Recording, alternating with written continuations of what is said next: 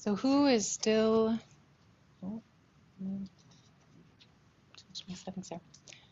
Who is still feeling Flint's talk from yesterday? Yeah. Yeah.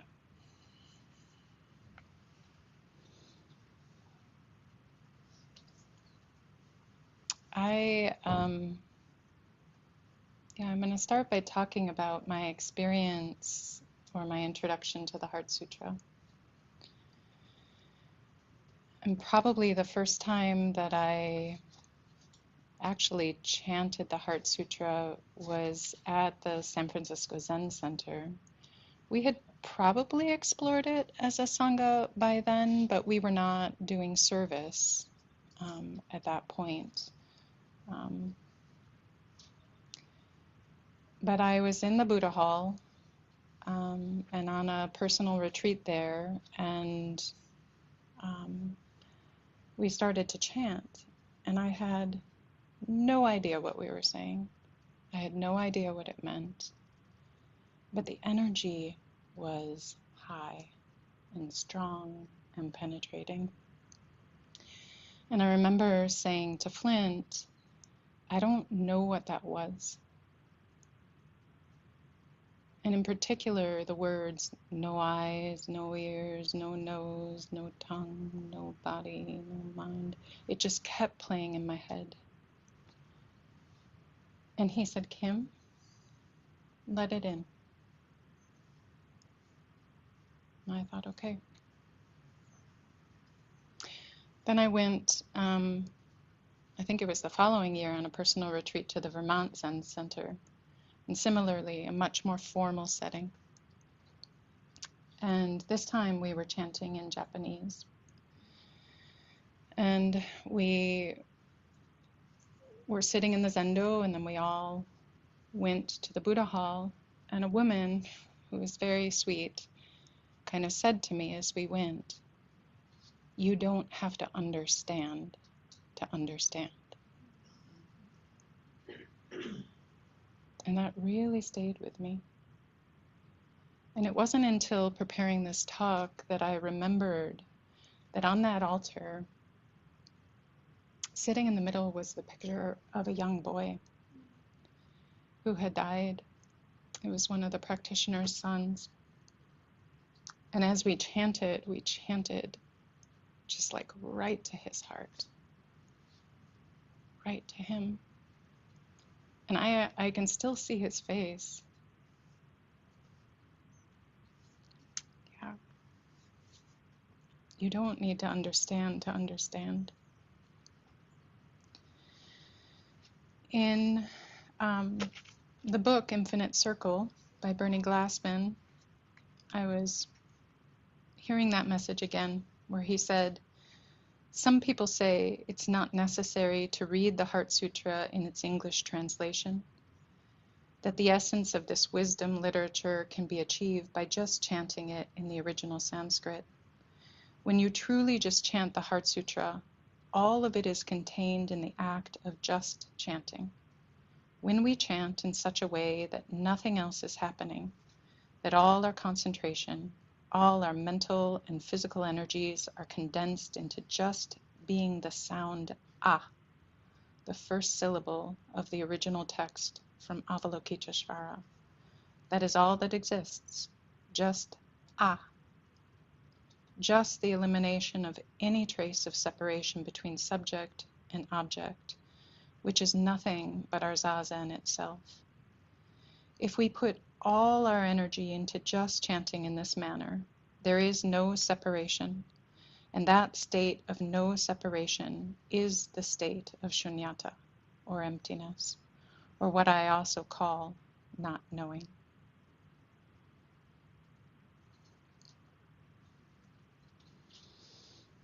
In preparation for the retreat, I was having a hard time actually studying the Heart Sutra. I kind of only wanted to chant it. And I found that I felt called to use a drum And it happened that Mickey Joe, who's not here, lent me a drum. So in the mornings, I would drum and chant the Heart Sutra and just, I guess, feel that energy rise. It's probably sweet to know, but MJ sent a message to me yesterday saying he is drumming and chanting the Heart Sutra with us every day. Yeah. And Xuanzang did bring the words from India to China, and I was asked to give a Dharma talk, so I thought I ought to study some words. So I did. And I was trying to choose a book to study, and I was leaving on a trip with my son, and I thought, I'm going to bring a couple books with me on the Heart Sutra, and I'll just immerse in the Heart Sutra. And some of you may know, but I am right now the keeper of Chris Eckerman's library, which was a gift to the Sangha. And so I have 200 books on Buddhism and spirituality in my basement that were Chris's. And I have my own collection. It's probably closer to maybe 50 or 60 books on Buddhism and spirituality. So I had already typed out all of her books. So I went on and looked for a book on the Heart Sutra. And she didn't have one, and neither did I. And I was leaving on the trip. And I thought, well, shoot. So I went online and I ordered a bunch of books on the Heart Sutra, which, by the way, the library now does have 4 books on the Heart Sutra. And I took this book, Tattoos on the Heart, The Power of Boundless Compassion by Father Gregory Boyle. And what I came to see is this may be the best book on the Heart Sutra I could have experienced, or certainly the Heartbreak Sutra. Can you repeat the title? Yeah, The Tattoos on the Heart, The Power of Boundless Compassion by Father Gregory Boyle. Some of you, I can see from the nods, have probably read this book. It was a book that I had meant to read for a long time. But Father Gregory Boyle is the founder of Homeboy Industries. He is a Jesuit priest who serves in Los Angeles. And in particular, he serves in the community that has the highest concentration of gangs and gang violence in the country. And he has been there for decades and serves in the prisons as well as in the community. And Homeboy Industries has created pathways for young men in particular, but young women as well, who are gang involved, to find a pathway out of a world of violence and into a world of gainful employment and kinship and care.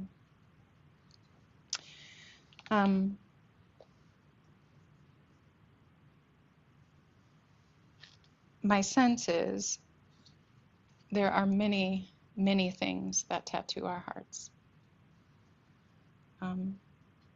There certainly is our grief and our loss and our suffering. But there also are marks on our heart that are quite intentional. The marks of love, of practice, of mutual care and respect. The title actually comes from a moment when he calls the folks he works with homies. When one of the homies, who was really kind of struggling to hold the line, to show up as he had intended, Father Boyle, they call him G. G was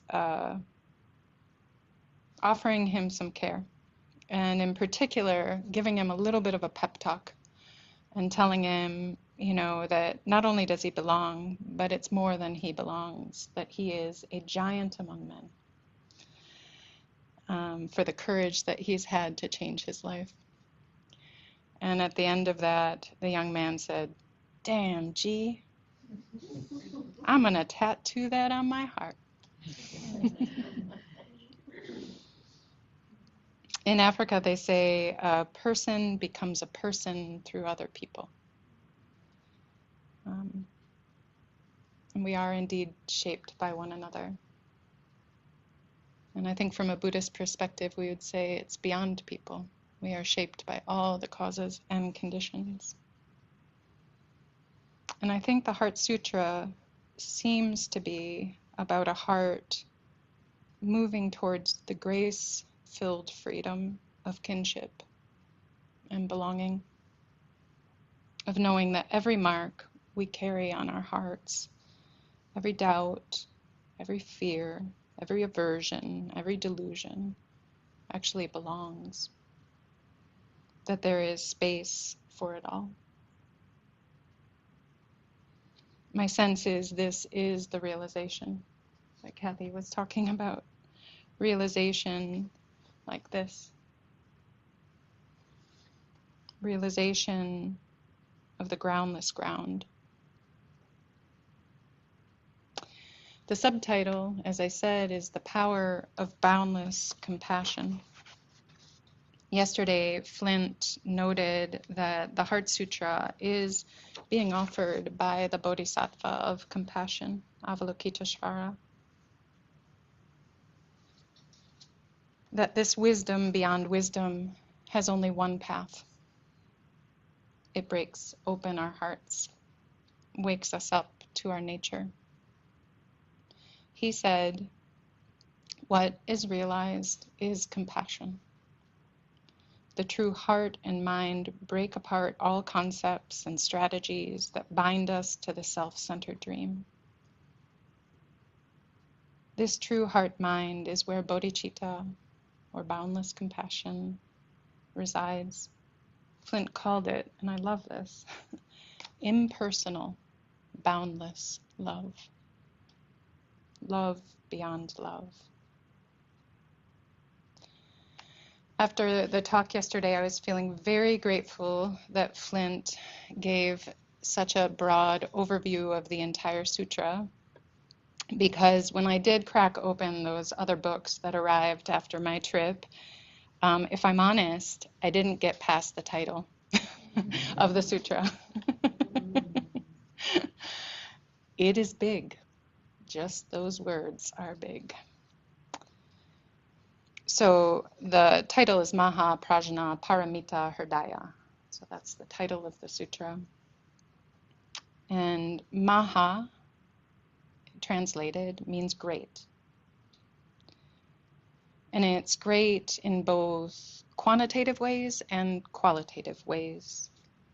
Bernie Glassman describes it as a circle where everything is inside. If you think about it, that circle is then boundless. It is one body.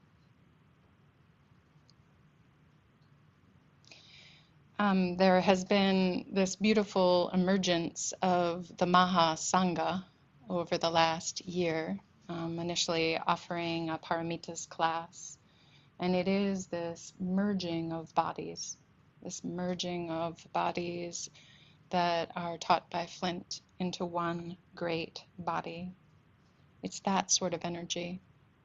Or when Sister Lynn came to talk to us in the beginning and said that they are praying for us, it is that sort of energy. The sisters, the land, the birds, they're all in the circle. But it's important to know that the gang violence in LA, that the war in Iran, that your heartbreak is also in the circle. Flint said, every part of us contains the seeds of boundlessness. Boundlessness contains all parts. This is the energy of Maha. A couple years ago, Finn and I went on a trip to Arizona, and I've talked about this because it really was a beautiful experience, but one of the things we did was we went on a tour of Monument Valley, and it happened there was a windstorm that day, and so most tours got canceled, and most people didn't go, but somehow this guide and Finn and I and one other family ended up driving out into Monument Valley together. And I remember his name because his name is Don.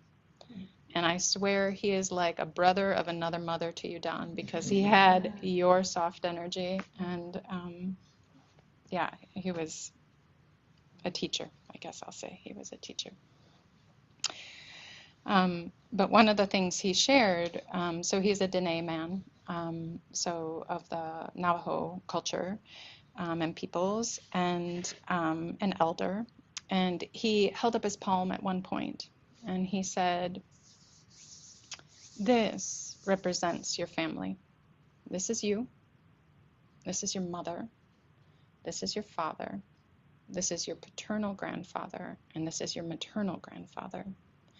He said, when we meet each other, we don't shake hands. We press our palms together. It is one family.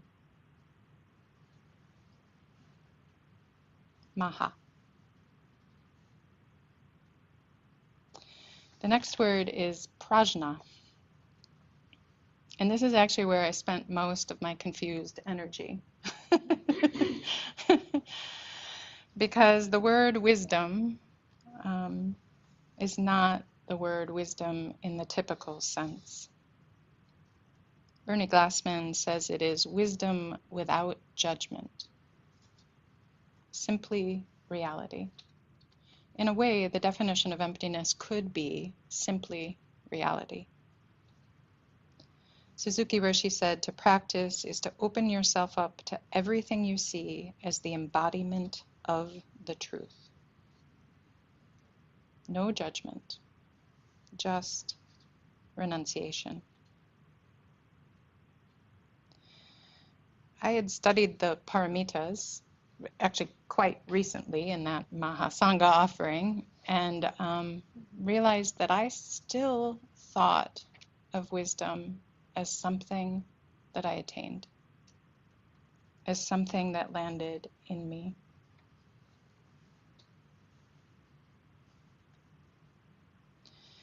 When Trudy made an offering in that class, I wrote this quote down, and I think, and clearly forgot it, but have a chance to remember it now.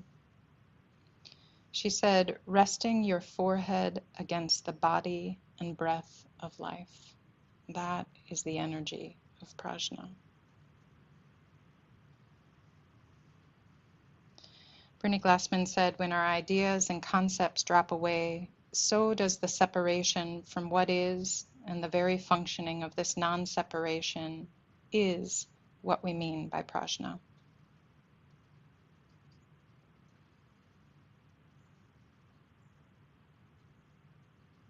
I think this is why Avalokiteshvara was offering it to Shariputra, the wisest of the students. Because this has nothing to do with studying the teachings or reciting chants or memorizing. This is wisdom beyond wisdom.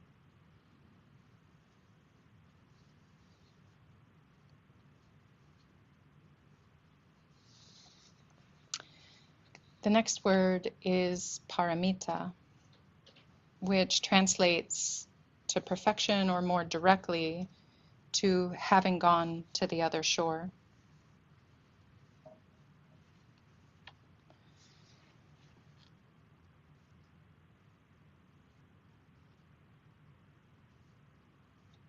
If you think about it, liberation is always under your feet. It's exactly where you are. You are a perfect expression of the life flowing through this vessel, in this place, time, and circumstances. I remember Flint saying this. He's said it probably every time he's come for 20 years in some shape or form, that you are perfect, that this moment is perfect. But there was a moment on retreat where somebody raised her hand and said, no. How can you say that? How can you say this moment is perfect?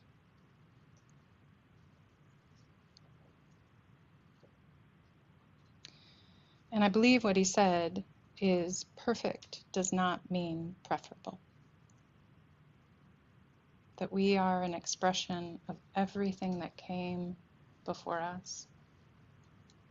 That is the perfection of paramita. And grief is the perfect expression of loss.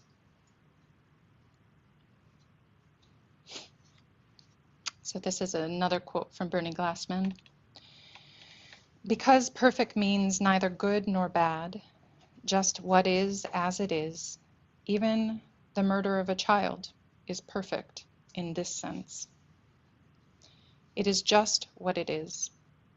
Good and bad are the judgments we add to what is. They're extra. Rain is what is. If we are farmers, we tend to say rain is wonderful. If we're planning a picnic, we think rain is terrible. But rain is rain. People say rain is wet, but a fish wouldn't. Water is the very essence of life to the fish, neither wet nor dry. The fish attaches no notions or dichotomies to it. When we say that something is perfect, we're pointing to this absence of dichotomy or dualism. Within the one body, there is just one thing happening. The brain functions in a dualistic way, breaking things up into this and that. It judges everything we do as good or bad, right or wrong. But good and bad, including the notion of evil, are extra. This does not mean that evil does not exist, or that good and bad do not exist. It simply means that they're judgments that exist in the realm of the relative, colors that we add to the thing itself. So it does not mean that good and bad do not exist. It does not mean that your pain and grief and suffering are not real or wrong or unwarranted. It means that they are part of this one body, and there is space that is so much larger than our constraints to hold it all.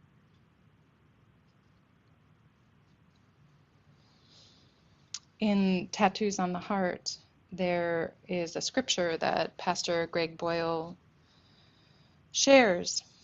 It's from Matthew, and it's how narrow is the gate that leads to life. The only way to experience this freedom, this vastness, this Maha Prajna Paramita is through the narrow gate of our suffering. I want to share a story from the book.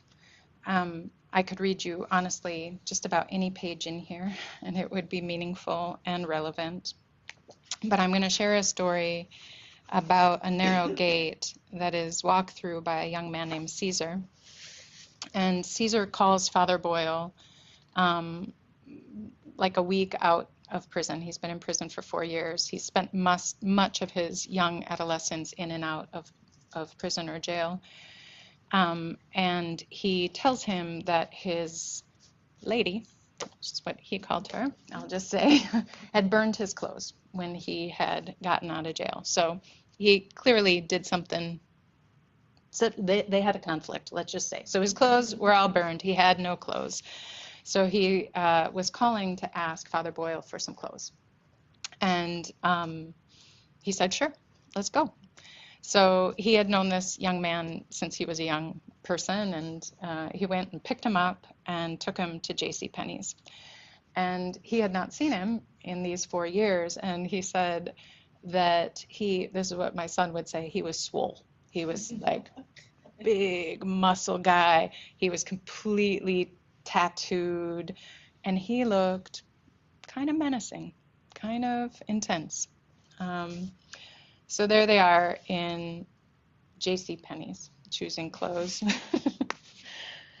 So all the other customers are staring at Caesar. Not only is he menacing, but he seems to have lost his volume knob. People can't help but turn and look. though they all take great pains to pretend they're not listening. And I didn't mention this, but Caesar goes up and tries to talk to some people before this part. So here's Caesar. Hey, he says, in what you might call a loud-ass voice. See that couple over there? I'm not the only one turning and looking. The entire checkout line shifts.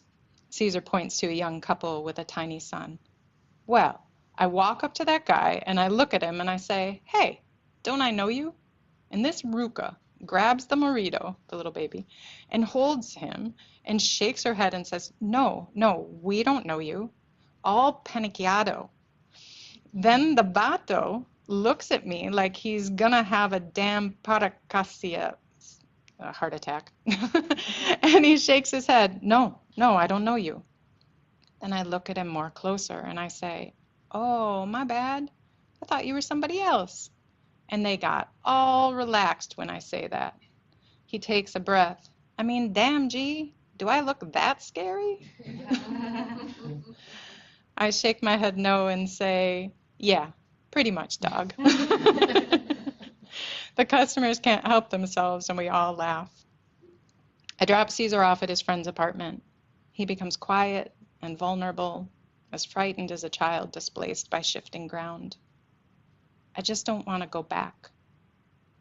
I'm scared. Look, son, I say to him, who's got a better heart than you? And God is at the center of that great big old heart. Hang on to that, dog, because you have what the world wants. So what can go wrong? We say our goodbyes, and I watch him walk away alone. I find his gentleness and disarming sweet soul a kind of elixir, soothing my own doubts and calling me to fearlessness. At 3 o'clock in the morning, the phone rings. It is Caesar. He says what every homie says when they call in the middle of the night. Did I wake you? I always think, why no? I was just waiting and hoping that you'd call. But Caesar is sober, and it's urgent that he talk to me. I gotta ask you a question. You know how I've always seen you as my father. Ever since I was a little kid. Well, I have to ask you a question. Now Caesar pauses, and the gravity of it all makes his voice waver and crumble. Have I been your son? Oh, hell yeah, I say. Phew, Caesar exhales. I thought so. Now his voice becomes enmeshed in a cadence of gentle sobbing. Then I will be your son, and you will be my father, and nothing will separate us, right? That's right. In this early morning call, Caesar did not discover that he has a father. He discovered that he is a son worth having. The gate that leads to life is not about restriction. It is about an entry into the expansive.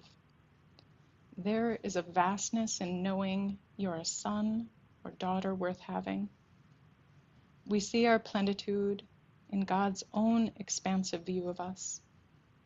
We see our plenitude in love beyond love, and we marinate in this. I'm not done, though. That was for Caesar. That was, yeah.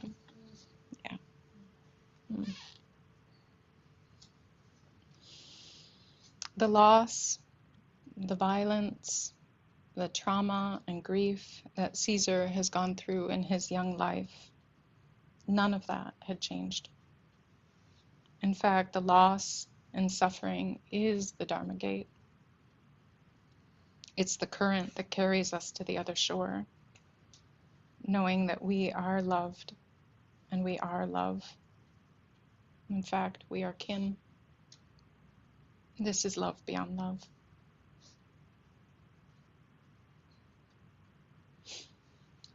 when Fred died, Anne created a service for me.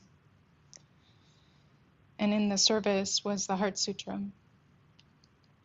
And it's traditional in Buddhist practice to do this service every 7 days until the 49th day.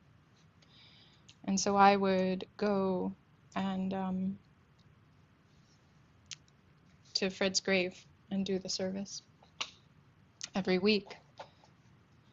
And at the bottom of the sutra, you had handwritten what the meaning of gate, paragate, parasamgate, bodhisvaha meant. And you wrote 2 translations. And one is gone, gone, gone to the other shore, arriving at the other shore, realizing you had never left.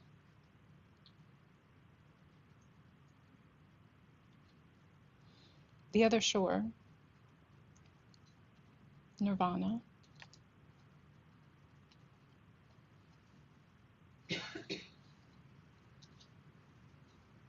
What I can say is that standing at Fred's grave was like standing at the other shore. And it's not because the grief or sorrow is gone. It's actually that it's amplified. It is amplified into this indestructible love. And I think that's what Flint was saying remains.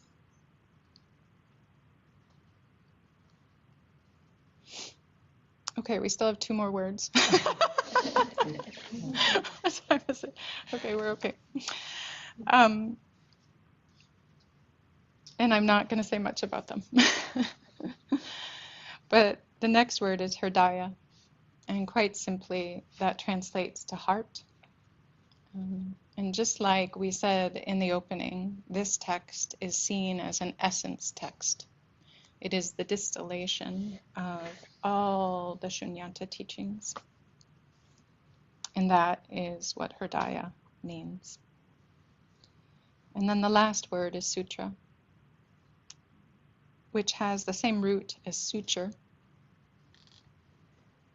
And we can think of it as being stitched together, the threads or the teachings that weave between. So that is the heart of great, perfect wisdom, sutra, simply the title. So far, I think we can see that one can experience the entire teaching through the act of chanting. One can experience the entire teaching through the title. And my sense is that one can experience the entire teaching in just about any moment. Rumi said, "Close both eyes to see with the other eye." I think this teaching is probably everywhere when we are seeing with the eye of practice. So I want to mention one last thing. Let me see where it is. And it is the handout. So folks online, I'm guessing you were emailed this. It's got 2 sides.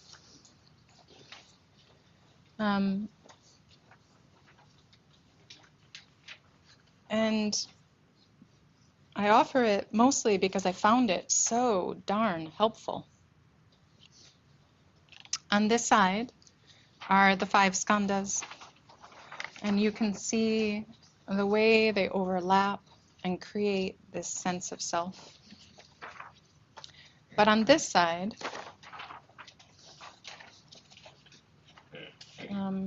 Musong, and he's the teacher that wrote the book that Flint was using yesterday.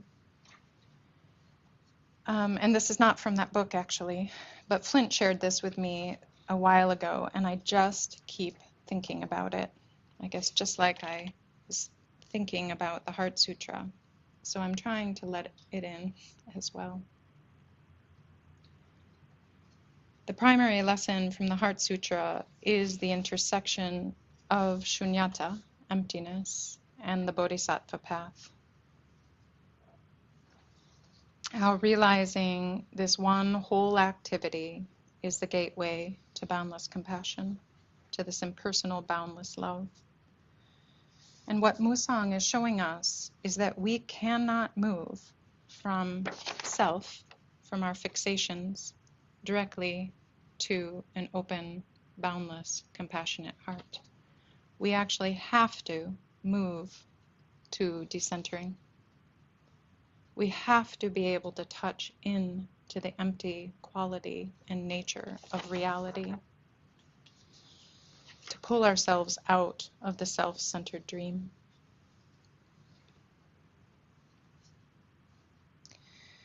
And then we have to very gently reconstruct ourselves.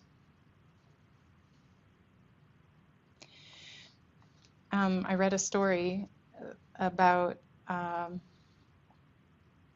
monk or a teacher who's talking to a student, and they had chanted the Heart Sutra, and he says to the student, "Does a bodhisattva have eyes, ears, nose, mouth, and tongue?"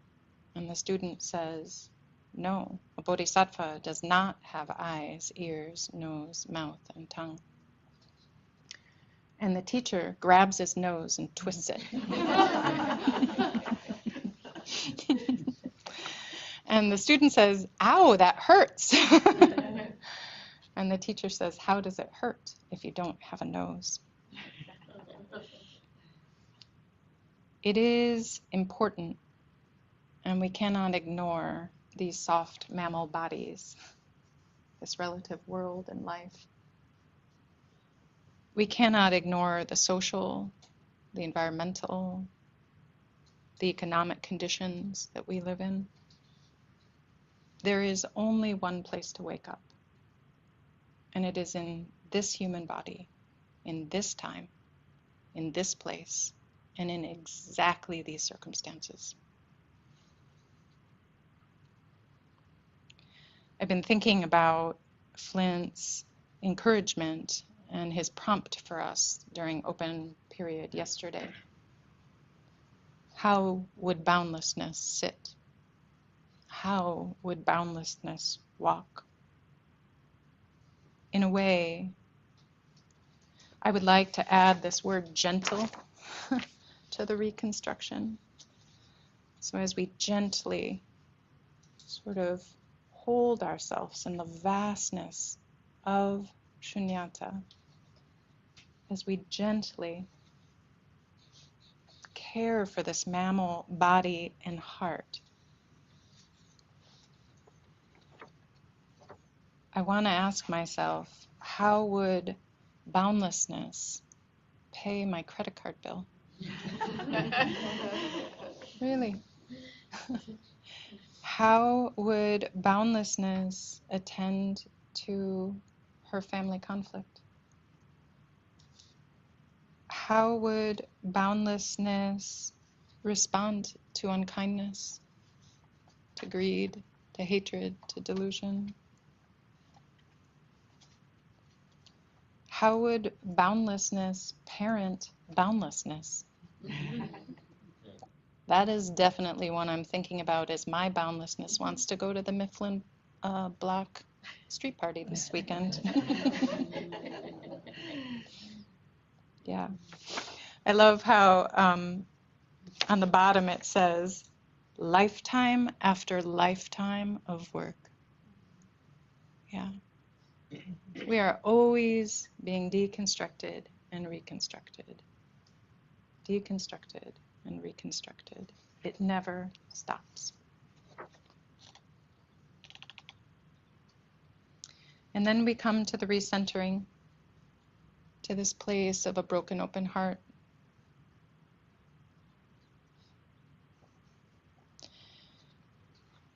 One of my favorite koans is the one with Yunyan and Daiwu, where Yunyan asks his older brother, Daiwu, how does the Bodhisattva of compassion use so many hands and eyes? You know, Avalokiteshvara has all the hands with the eyes on her palms, and she hears the cries of the world. So how does she use so many hands and eyes? And Daewoo says, it's like reaching back and adjusting your pillow. It's like that natural. No thought. Yunyan says, I understand, which is a dangerous thing to say. And Daewoo says, what do you understand? All over the body are hands and eyes. And Daewoo says, well, that says a lot, but that's about 80%. So Yunyan asks, how do you understand it, elder brother? It says, the entire body, this entire one body is nothing but hands and eyes. This is the impersonal, boundless love that connects us.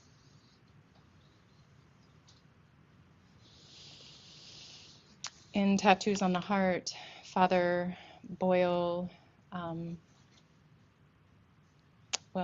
many of the chapters, young men die. And I think he's buried, he said, over 200 young men at this point. Or they're injured and in the hospital, they're shot, you know. But in many of the chapters, he goes, and it's just, and he anoints them. He puts holy oil and rubs it into their foreheads.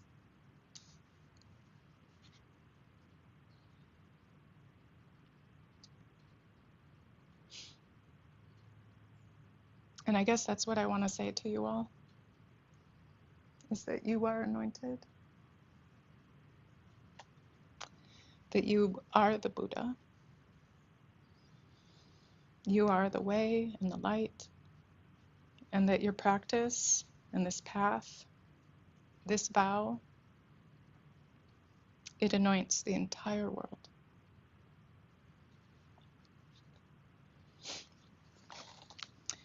So I'm going to end with a poem, and then we will have a little time to sit.